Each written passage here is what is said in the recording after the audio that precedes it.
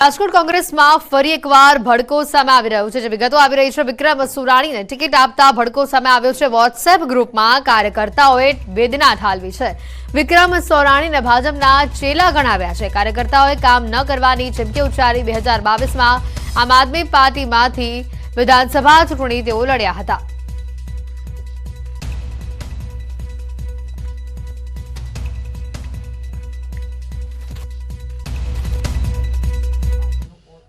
તો ભરૂચ કોંગ્રેસમાં બળવાના સૂર સામે આવી રહ્યા છે. ભરૂચ લોકસભા બેઠક પર હજી નવા જૂનીના એધાણ છે. સ્વર્ગીય અહેમદ પટેલના પુત્રનું સૂચક ટ્વીટ સામે આવ્યું છે. સોશિયલ મીડિયા સાઇટ એક્સ ઉપર ફૈઝલ પટેલે ટાંક્યું છે કે હજી નોમિનેશનમાં ઘણો સમય.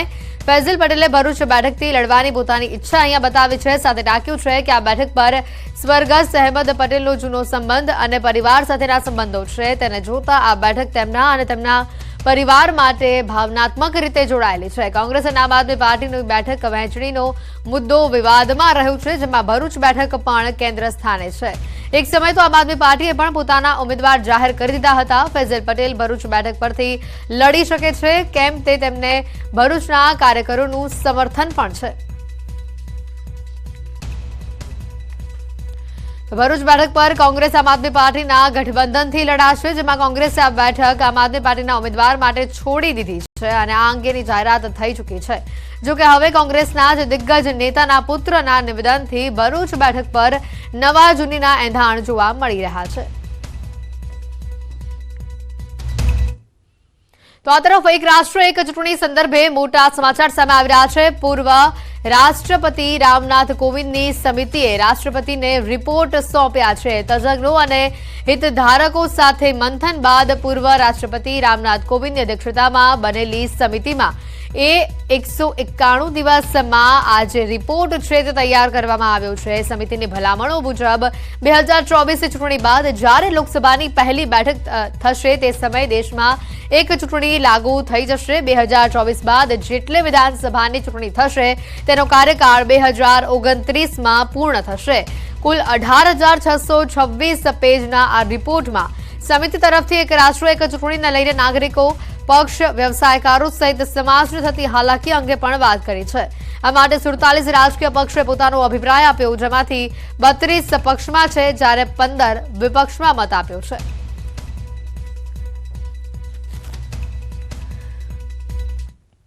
તો ભરૂચમાં પરીક્ષા ખંડમાં નિયમ મુજબ વિદ્યાર્થીનીનો હિજાબ હટાવવામાં આવતા વાલીઓએ વિરોધ નોંધાવ્યો છે. અંકલેશ્વર જીઆઈડીસીમાં આવેલી લાયન્સ સ્કૂલમાં બોર્ડની પરીક્ષા આપવા આવેલી કેટલીક વિદ્યાર્થીનીઓએ હિજાબ પહેર્યો હતો. શિક્ષણ વિભાગના નિયમ મુજબ વિદ્યાર્થીનો 80% ચહેરો સીસીટીવીમાં દેખાવો ઘણો જરૂરી છે, જેનું પાલન કરાવવા માટે 20 જેટલી વિદ્યાર્થીનીઓના હિજાબ હટાવવામાં આવ્યા હતા અને જેના સીસીટીવી પણ સામે આવ્યા છે. જોકે આ બાબતથી નારાજ થયેલા વાલીઓએ શાળાએ પહોંચી નારાજગી દર્શાવી. સાથે જ આચાર્ય અને નિરીક્ષકના સસ્પેન્શનની પણ રજૂઆત કરી છે.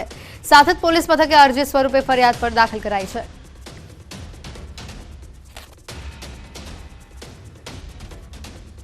कि अगर ये प्रिंसिपल का डायरेक्टली किया हुआ अगर कृत्य है तो प्रिंसिपल को हम लोग सस्पेंशन की मांग है हमारी.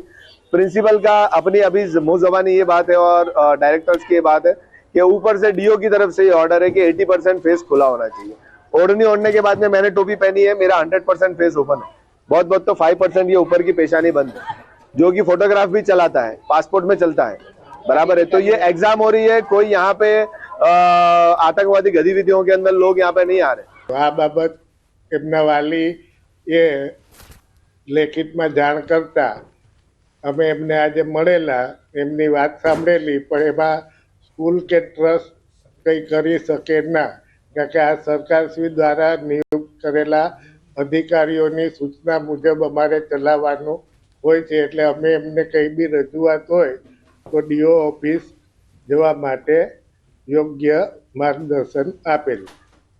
સોશિયલ મીડિયા અને ગેમિંગ એપ પર મિત્રતા કેળવવી ભારે પડી શકે છે. સોશિયલ મીડિયા ઉપર અજાણ્યા લોકો સાથે મિત્રતા કેળવતા લોકો માટે ચેતવણીરૂપ કિસ્સો અહીંયા સામે આવ્યો છે. રાજકોટમાં યુવતી અજાણ્યા શખ્સની જાળમાં ફસાઈ હતી. પબજી ગેમ મારફતે ફ્રેન્ડ રિક્વેસ્ટ મોકલી દિલ્હીના વિકૃત શખ્સે યુવતી સાથે મિત્રતા કેળવી. આરોપીએ યુવતીને બીભત્સ કોલ માટે ભોળવી અને તેના સ્ક્રીનશોટ્સ અને સ્ક્રીન રેકોર્ડ પણ કર્યું. બાદમાં યુવતીએ તેની માંગ સ્વીકારવાનો ઇનકાર કરતા શખ્સે યુવતીના કાકાને યુવતીના બીભત્સ ફોટા મોકલ્યા. આ બનાવ બાદ સાયબર ક્રાઇમમાં ફરિયાદ નોંધાતા ટીમે દિલ્હી જઈને સચિન યાદવ નામના શખ્સની ધરપકડ કરી છે. યુવતીની જે પણ પર્સનલ ડિટેલ્સ હતી, ફોટોઝ હતા, વિડીયોઝ હતા, આ બધું જે છે એ ખોટી રીતે ઉપયોગ કરી અને તેના ઘરે અલગ અલગ સભ્યોને મોકલી અને યુવતીને ધમકાવી અને પોતાના કાબૂમાં કરવા માટે થઈને પ્રયત્ન કરેલો છે. બીજું, જે વ્યક્તિને તમે રૂબરૂ મળેલા નથી, ઓળખાણ નથી, વધુ એના વિશે જાણતા નથી, એનો બેકગ્રાઉન્ડ વધુ ખ્યાલ નથી અને માત્ર ચેટિંગના મારફતથી તમે એને ઓળખો છો, તો એવા વ્યક્તિઓ સાથે કોઈ પણ પ્રકારની પર્સનલ ડિટેલ શેર કરવી તો એ મને લાગે છે ક્યાંક ને ક્યાંક બહુ ડેન્જરસ વસ્તુ છે. તો જામનગરમાં વકીલની હત્યાનો વિરોધ કરવામાં આવ્યો છે. ગઈકાલે સાંજે વકીલ હારૂન પાલેજાની જાહેરમાં હત્યા કરવામાં આવી હતી અને જેના પગલે સાયચા ગેંગ, રજાક સોપારી સહિતના 15 શખ્સો સામે ગુનો નોંધવામાં આવ્યો છે. જામનગર બાર એસોસિએશનના નેજા હેઠળ તમામ વકીલો આજે કોર્ટની કામગીરીથી અળગા રહ્યા. જ્યાં સુધી આરોપીઓ સામે કાર્યવાહી કરવામાં નહીં આવે ત્યાં સુધી કામથી અળગા રહેવાનો નિર્ણય લીધો છે. વકીલોએ એડવોકેટ પ્રોટેક્શન એક્ટ લાવવાની માંગ કરી છે.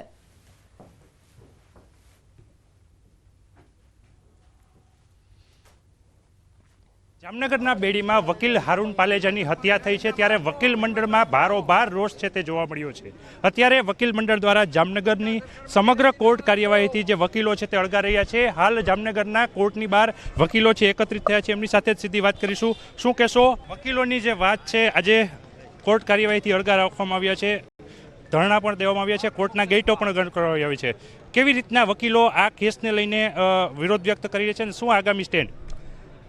ગઈકાલે જામનગરના સિનિયર એડવોકેટ હારૂન પાલેજાનું ખૂન કરવામાં આવેલ, એના વિરોધમાં આજે અમે વકીલોએ ધરણા અને કામકાજથી અલિપ્ત રહેવાનું નક્કી કરેલ છે. જામનગર વકીલ મંડળ નહીં, સમગ્ર ગુજરાતના વકીલ મંડળ જ્યાં સુધી હારૂન પાલેજાને ન્યાય નહીં મળે ત્યાં સુધી લડત ચલાવશે અને ભવિષ્યમાં એડવોકેટ પ્રોટેક્શન એક્ટનો અમલ ગુજરાતમાં થાય એ માટે અમે યોગ્ય રાહે સરકારને વિનંતી કરશી અને આ એક્ટની અમલવારી ગુજરાતમાં લઈ અને છૂટકો કરશી. અગાઉ પણ 2018માં પણ વકીલોએ પોતે એકતા જાળવી એના કેસના લડવા માટે ઠરાવ કરેલો. આ વખતે પણ વકીલો પોતાની આત્મનિર્ણય લઈ અને દરેક વકીલો આ જે ઘાતકી હત્યા થઈ છે તેને લઈને રોષ છે અને કોઈ પણ વકીલો કેસ લડવાનો આરોપી તરફે નહીં લડે.